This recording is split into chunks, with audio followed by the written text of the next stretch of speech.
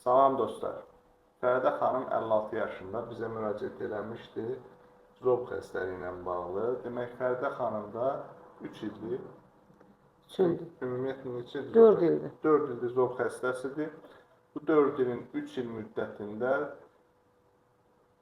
toksiki zoba qarşı bir dərman var. Onu davamlı içir. Dərman adını çəkmirəm ki, reklam olmasın.